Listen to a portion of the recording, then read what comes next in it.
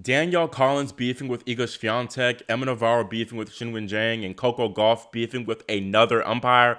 What is happening with American women's tennis players at the Paris 2024 Olympics? Hey, my name is Christian Bastnight and welcome to Christian's Court, where I cover tennis from all angles. If you have not yet already, make sure you subscribe and click that notification bell so you're notified whenever I post more Olympic-related content. Now, the big storyline of yesterday, of course, was Coco Gauff and her spat with the chair umpire for a controversial call during her third round loss to Donna Vekic. I believe both the chair and Coco were at fault in the situation, but I'll delve more into that later. Focusing on Wednesday's action, the women's semifinalists are set. Top seed and gold medal favorite Iga Swiatek dropped her first set of the entire tournament to Danielle Collins before she finished with a final score of 6-1, 2-6, 4-1, with Collins retiring in the decider due to an apparent abdominal injury. I thought that Danielle honestly had a real shot at upsetting Iga. It really looked characteristic of a typical Iga loss at a big stage, especially at a major. And it reminded me of, Ostapeko US Open and Putintseva Wimbledon, as, Iga, she did well in the first set, but she kind of got frustrated in the second set and would ultimately kind of tail away in the third set. But, as she always does, Iga went off court in that after losing the second set, and it really seemed to help her and kind of definitely stalled the momentum of Danielle Collins. Things got tense in the third set now, as first Danielle hit Iga in that wrist area, which she was very apologetic for and even crossed the net to ensure that her opponent was okay. Then down love 2 in the third set, Danielle was not happy about Iga holding her up because the Polish woman said that someone was moving in the crowd. Danielle said, "There's no one behind me, play at the server's pace." Then about 25 minutes later, Danielle ultimately pulled the plug on her Olympic singles campaign and had a weird encounter with Iga when the pair shook hands that clearly left Swiatek shook. According to journalist Christopher Clary, Danielle told the media after the match, "I told Iga she didn't have to be insincere about, my injury. There's a lot that happens on camera, and there are a lot of people with a ton of charisma and come out and are one way on camera and another way in the locker room. And I just haven't had the best experience, and I don't really feel like anybody needs to be insincere. They can be the way they are. I can accept that, and I don't need the fakeness." One thing about Danielle Collins, that woman will speak her mind, and she clearly was not here for Iga, I guess, showing concern for her injury because she did not think it was genuine. When asked about Danielle Collins in the press, Iga said, "Well, I won't argue about it because I've never done anything unpleasant towards her.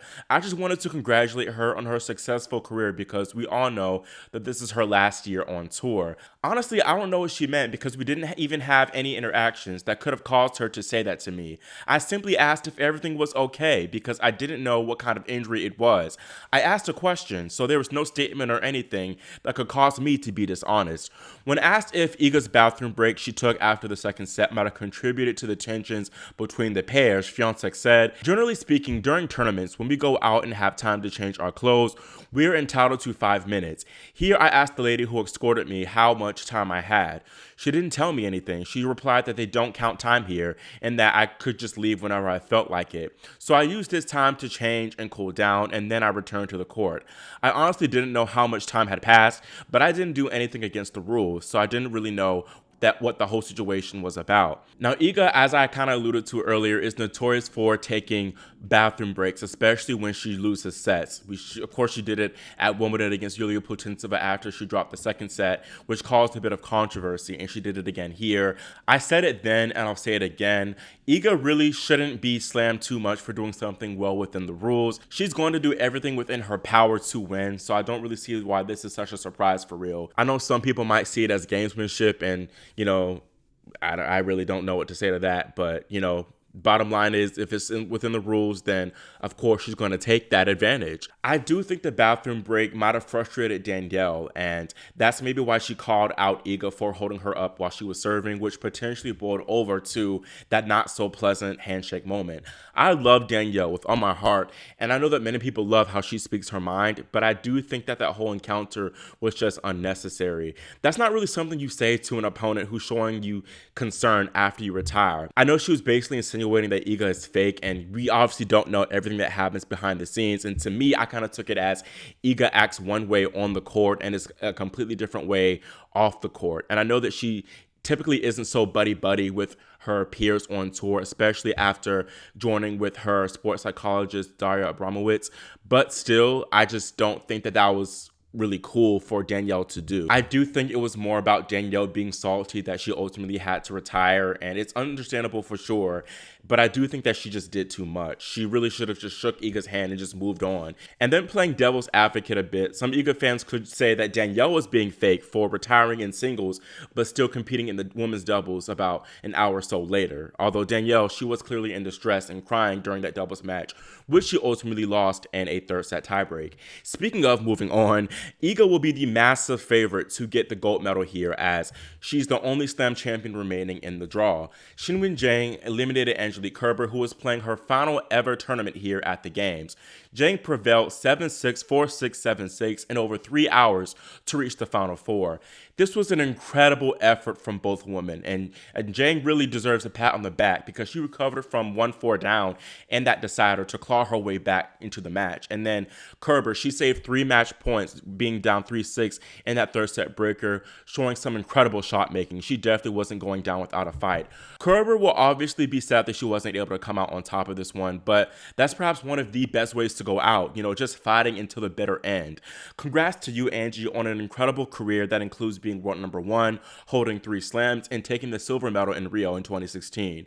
Hall of Fame career for sure. Back to Zheng, I've been extremely impressed from what I've seen from her this entire tournament. In that third round against Emma Navarro, Zheng was down a set in 3-1, and she faced 4 break points to go down a double break, but she survived them all, and then she saved a match point at 5-3 before roaring that to close out the match in 3 hours and 12 minutes. Like with Collins and Swiatek, this pair had an unpleasant moment at the net. Emma later revealed what was said between the two in the press, saying, "I just told her I didn't respect her as a competitor. I think she goes about things in a pretty cutthroat way. It makes for a locker room that doesn't have a lot of camaraderie, so it's tough to face an opponent like that, who I really don't respect. But kudos to her, she played some good tennis out there in the end. She played better than me, so congrats to her." Zheng gave her 2-piece telling the AFP, "She told me she doesn't know how I have a lot of fans. It looks like she's not happy with my behavior towards her. If she's not happy about my behavior, she can come and tell me. I would like to correct it to become a better player and a better person. I'm glad that she told me that. I would not consider it as an attack because she lost the match." I love that response from Zheng because it was honestly classy. She said that, hey, if there's a problem with my behavior, I appreciate her telling me that. But then also how she said, it's not an attack on me. I won't consider it an attack because she lost. She's just bitter. Like, she's so funny. It's not really clear exactly what prompted Navarro to say that about Zheng and say that she was cutthroat. She could have just been salty that she lost the match, especially with it being so close and that she had a match point. I do know that Zheng is kind of a sore loser, which is fine. You don't have to be all fake nice like Collins said. I do think it's important to get the full context though of why Navarro called out Zheng before completely ruling her as a sore loser or a billionaire brat. It will be an uphill battle for sure for Qinwen against Iga in the semifinal because she's played 6+ hours in her last 2 matches, so I don't think that her legs will be as fresh at all. Zheng has also never beaten Swiatek in their 6 previous affairs, and then she has a very short recovery time with them being first up on Chartres on Thursday. Looking at our other 2 semifinalists, one for sure is a total surprise, and that's Anna Karolina Schmiedlova, who took out both the reigning Wimbledon finalist Jasmine Paolini and the reigning Wimbledon champion Barbora Krejcikova back-to-back. Paolini really should have won that match, to be honest, as she led the Slovakian 5-2 in the opening set, and she served for the match at 5-4 in the third. Schmiedlova's 6-4, 6-2 win over Krejcikova was far more straightforward, though. Anna Karolina winning the gold will be a far bigger shock to me than Monica Puig winning gold, as she did so back in 2016. Schmiedlova is ranked 67 in the world right now, and she has a career high of 26, which she achieved nearly a decade ago. She made only 1 second week appearance at a major, which was at the French Open last year, where she lost to Coco Gauff in round 4. If you're a Venus Williams fan, then I know you're familiar with Schmiedlova, as she's beaten the American Williams in their last 4 previous meetings. Anna is a great clay court player for sure, and she is having the tournament of her life.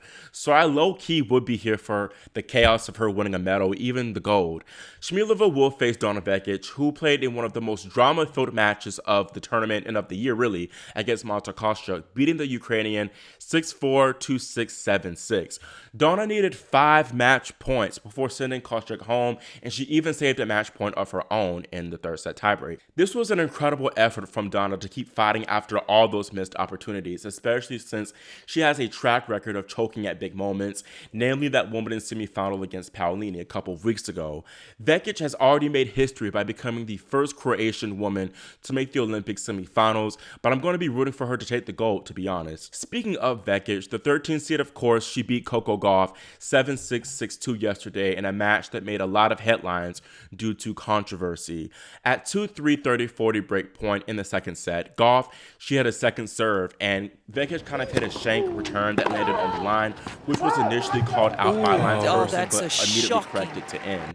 Coco hit that return in the net, so the umpire, Jean-Marie Campistal, awarded Vekic the game in the crucial break. Coco wasn't happy at all about that decision, and she argued that the call came before she made contact with her forehand, and that's ultimately why she missed the shot. She said that's why she didn't completely finish her follow-through, and instead she went up with her swing. This is where I feel that Coco isn't quite right, because it isn't clear that the call came before she made contact. In fact, it sounds like it came a bit after she hit the ball.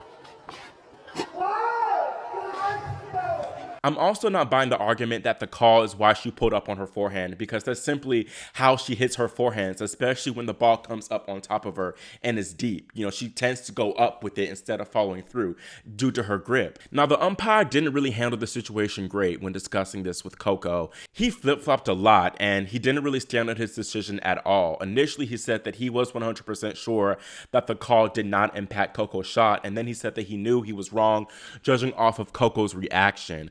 Coco, of course, argued that the line judge called the ball out before she made contact with the ball, which again, I believe wasn't necessarily true. But the umpire said that it didn't even matter if the ball was called out before she made contact, which frustrated Coco even more because it does indeed matter. Campistal really sounded like he didn't know what he was talking about, and that just made matters worse. And Coco, she soon after lost it and said that it always happens to her on this court and that she always has to advocate for herself. Coco was referring to a couple of instances that happened in the last 9 months or so. First, I think she was referring to the U.S. Open first round against Laura Siegemund, where she pleaded for the chair to give her opponent, Siegemund, a time violation because the German was playing pretty slow. And then I think the big catalyst, though, to this was from her Dubai match against Karolina Pliskova from this year, where Coco was clearly right. This time, Coco hit a serve that was called out after Pliskova missed her return. Gauff challenged the serve, which was ultimately called in, so the point should have been awarded to the American because the out call clearly came after Pliskova made contact, so it didn't impact her miss. But the umpire made the pair replay the point, which upset Coco because it was the wrong call. He wouldn't even call the supervisor out despite her pleas. In yesterday's argument during the Vekic match, Coco said that this always happens to her on this court, and she was referring to the Roland Garros semifinals from this year versus Iga Swiatek, where Iga hit a serve that was mistakenly called out by a line judge, but was corrected to end by the chair. Gauff missed the backhand return, so the umpire awarded Iga a point, ruling that the out call did not impede Gauff. Initially, I sided with Coco and was immediately swayed by the commentators when watching this one because they too said that Coco was right, but upon further review, it seems like that call came really at the same time that Gauff made contact with that backhand. In that situation with Swiatek, I do think the chair umpire also made the right decision because to me it seemed like Coco, she intentionally kind of missed that return because she thought that, the ball was out. In this scenario with Vekic, though, I don't think the call impacted her swing, and I think that she would have missed the shot regardless because if you know Coco and you watch her, you know that she struggles with that same exact shot, that deep, heavy shot to her forehand, and she often decelerates like she did there, so the call to me had no impact. I hated seeing Coco in distress like this, especially when she said that she felt like she was getting cheated constantly in the sport, and then she made comparisons to Serena too, who has had her fair share of, unfair moments. Gauff received a lot of criticism for her actions yesterday, and a lot of people called her a crybaby, but I don't think that's fair too. The Dubai incident clearly took a toll on her, and combine that with the pressure of her trying to win a medal for her country at the Olympics, where she was a flag bearer, so even more attention is on her. It's a lot of pressure, especially knowing that she has a greater opportunity to do so with this being on clay, probably her best surface. Again, I think the umpire made the correct call, but it just sucks because it came at such a crucial moment at the match, a break point.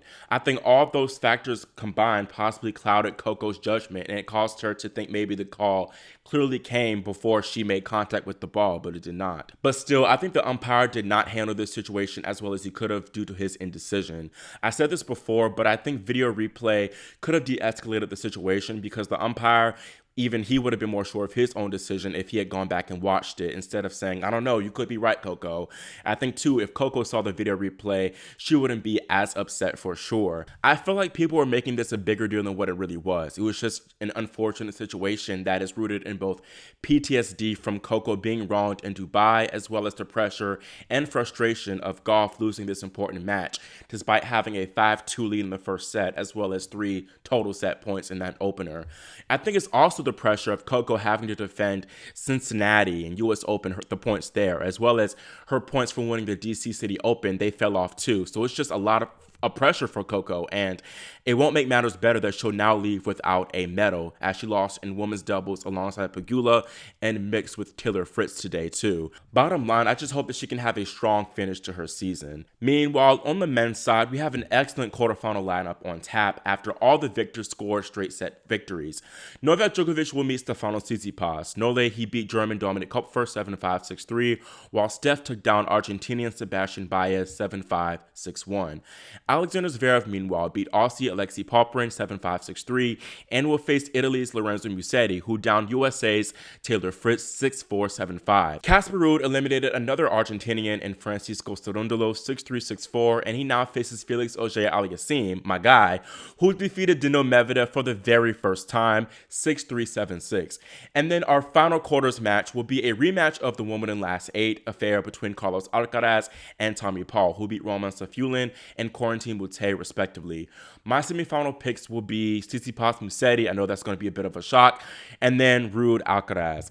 On the double side, the dream team of Nadal Alcaraz, unfortunately, is no longer, as the pair lost to the superior American duo of Austin Krajicek and Rajiv Ram with a score of 6-2, 6-4. It was fun while it lasted for sure, and while I'm sure Rafa will be disappointed to not snag home a medal in his final ever Olympic Games, it's great to see him ending his career on his own terms. He hasn't told us when we'll next see him out on court, but I ultimately think that Roland Garros 2025 will be his final tournament, but we'll of course have to wait and see. Andy Murray, who will confirm that this will be his final tennis tournament, is still alive in the doubles after saving multiple match points in his first 2 matches alongside Dan Evans. Murray Evans seek to advance to the Final Four medal rounds when they take on Americans Fritz and Paul in the quarters. That's all for my Olympics recap, and let me know your thoughts on the drama involving all the American women at the Olympics and whether you feel that they were justified, or do you think that they were being arrogant like some other journalists were saying? Also, who do you think would be on the podium when it's all said and done? Again, make sure you all subscribe and click the notification bell so you all are notified whenever I post more Olympics content like this. Thank you all so much for your support, and I'll see y'all soon here on Christian's Court.